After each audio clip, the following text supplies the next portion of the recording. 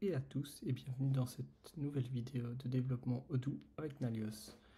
Aujourd'hui je vais vous présenter une manière de sélectionner des éléments dans les reports et dans les vues un petit peu différente de ce qu'on voit d'habitude car parfois on peut se retrouver face à des situations où en fait via le système normal de XPath c'est un peu compliqué. Donc ici on va vraiment voir un petit tips qui peut aider.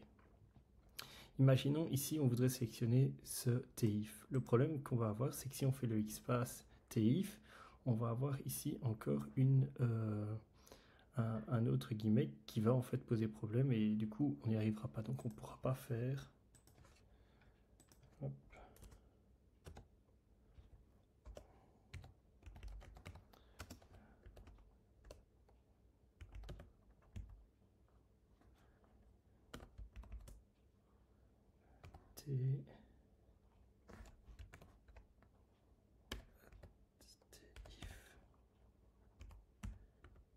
Égale tube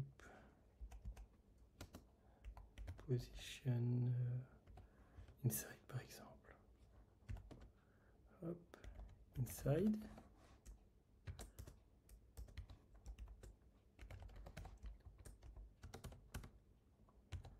TD, hop, mon TD. Et voilà. Alors, le problème qu'on va rencontrer ici, si on veut prendre le TIF, imaginons on fait copier-coller. Ça va poser problème, pourquoi?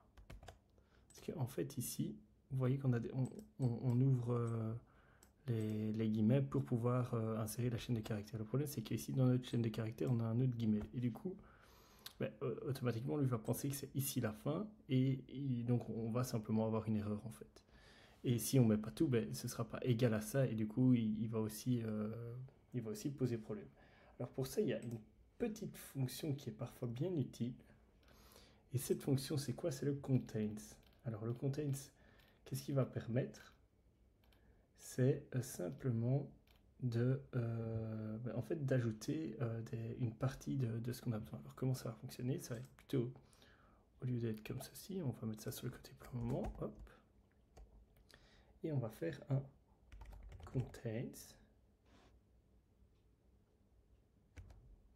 Et là, on va mettre notre tfield, TIF, pardon. Et en fait, ici, c'est comme c'est contains. Ce qu'on peut faire, c'est on va prendre tout ce qui n'est pas entre guillemets, comme ça ne pose pas de problème. Donc c'est pas ici, c'est pas un égal, mais c'est vraiment s'il y a un TIF qui contient tout ça, alors on le sélectionne. Alors pour être sûr, on peut simplement regarder dans la vue qu'on n'a pas. Donc vous voyez, on regarde ici, ce n'est bien contenu qu'une fois dans un TIF en plus. Donc c'est bel et bien contenu qu'une fois. Donc là, on a notre contains. Une fois qu'on a notre contains, on referme notre parenthèse. Ce qui est fait, on peut refermer bien sûr le tableau ici. Voilà. Et alors, en fait, on va faire ça simplement. Et voilà. Et alors là, on a ajouté le mon TD ici dans le tableau en fait. Donc voilà. Ici dans le T ici.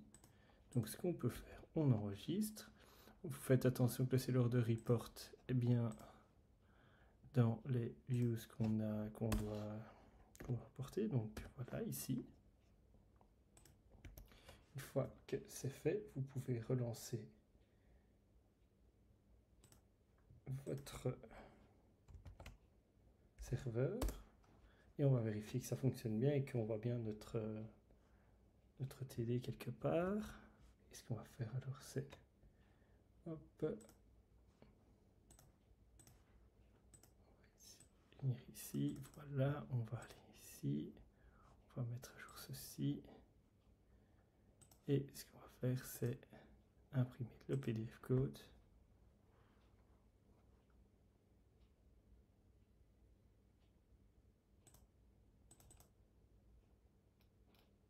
et on voit bien que mon TD s'est ajouté ici comme on le voulait. Et donc voilà, en fait ici je vous ai montré ici pour un TIF. C'est très utile aussi pour les TATT. Je vais vous montrer un exemple. ici, bien sûr. Hop, on va refaire ça, on va aller voir là-dedans. Hop. Celui-ci.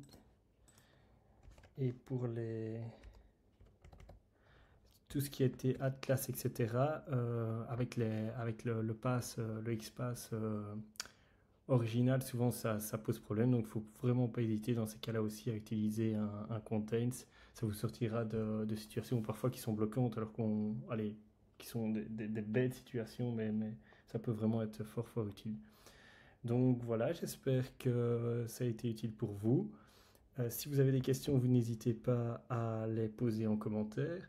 Et sinon, n'hésitez pas à nous suivre sur YouTube et les autres réseaux pour en apprendre un peu plus sur le développement sur Odoo. Merci.